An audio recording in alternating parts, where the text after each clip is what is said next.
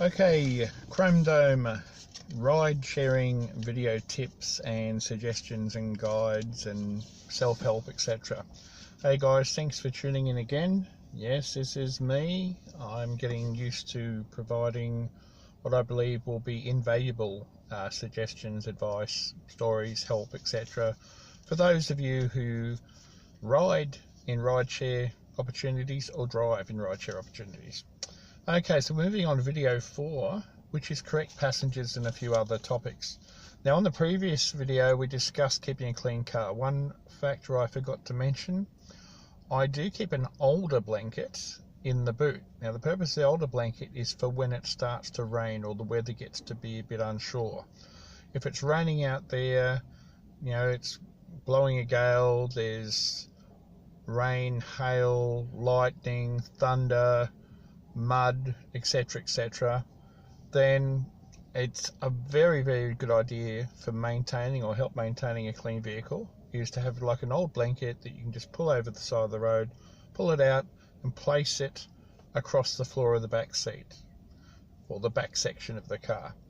And I will actually make a point when I'm welcoming passengers into the car, I'll actually literally invite them to wipe their feet on the blanket.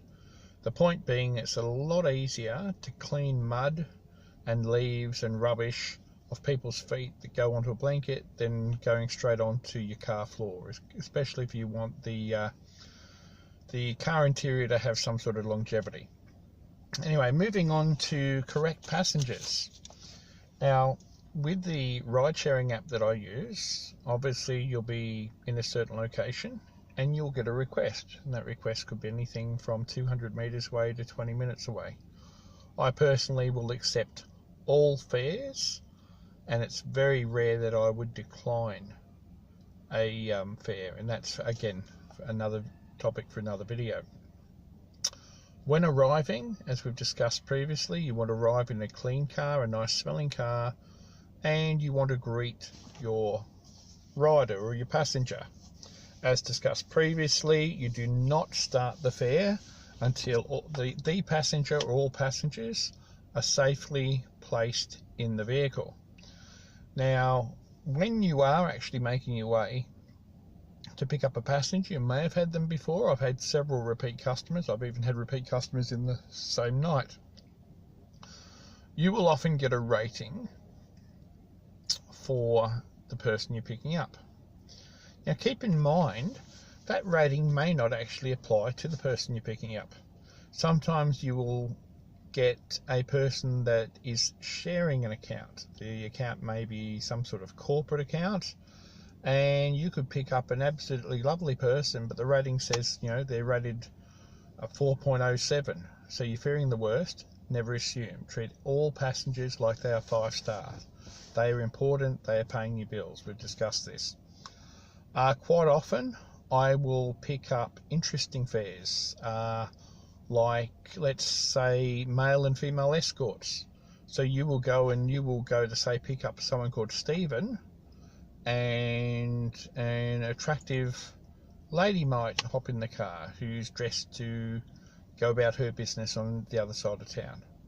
Keep the conversation professional, maintain their dignity and their privacy. Although you may or may not be correct about what line of business they're in, there is still a paying customer, and there is someone paying for them to be delivered hassle-free and safely to the other side of town. There's no discriminating with this sort of line of work. It's all about providing a service and getting as many fares done effectively and efficiently as possible. Now, one of my favourite topics in regards to fares is you will go, and let's say you're working a late night, early morning, and you arrive at a location and 4 people get in. One of my favourite situations is where you've got the person that hops in the front, and because the rideshare account is in their name, they're footing the bill, and then you've got 3 people in the back, and they say, okay, I want to go from this pub to, let's say, Blacktown, okay, just as a suburb. Now, you might know in the back of your head, okay, that's a $50 or a $60 fare. And then they say to you, do you mind if we drive through a takeaway place? Do you mind if we grab a coffee? I'm going to be dropping my friends off on the way. That's fine, as long as they maintain that the stops are in the app that you're using. But we'll come to that in a separate video as well, because there are some riders that will try and bypass the proper procedure, and that's actually taking money out of your pocket. So getting back to why I like doing the multiple fares and multiple drop-offs. I've had many situations, you pick up 4 guys, 4 girls, 2 couples, and as you proceed to take them to their various locations, I'll see a 24-hour takeaway. Oh, can we go through and do a food run? Is that okay? All right, happy to do that as long as you don't eat in the car. Yeah, that's fine. You'll take them through, you go and line up in drive-through. Now, drive-through might have a delay because everyone's got the same idea. But you don't need to be worried about that, because the longer you're in the car and the longer your 4 people are in the car that are going to their various destinations, the longer your trip is running. And remember that your trips are mostly distance-based and time-based, and that's more money in your pocket. You'd much rather be sitting in drive-through than sitting under a tree somewhere wondering where your next fare is coming from. On the flip side, what I like about those sort of fares is as they're ordering their burger meals or their chicken or their kebabs or whatever they're getting, one, if not all of them, will say, driver, do you want something? And they see no issue in shouting you. I mean, I've had burgers bought for me, I've had chicken wings bought for me, but I will usually take the diplomatic approach and say, look, sure, I'll have a large coffee. So they'll pay for a large coffee that might cost you $5 out of your pocket, and it's actually better than getting a tip, because they're buying a coffee for you. It's keeping you alert and awake. You haven't had to reach into your pocket. They're happy, you're happy, and it continues. And what I like about these particular fares is as you start to drop everyone off, let's say we get to the first destination, one of the 4 or one of the 3 in the back get out. They pass $20 forward to the person paying for the trip. Next stop, next person passes $20, and the third person. By the time we get to the destination to drop the last person off, the fare's about $55 or whatever it is for them, and they've received $60 off their friends. So they've scored, they've technically had a free trip and made a couple of bucks on top.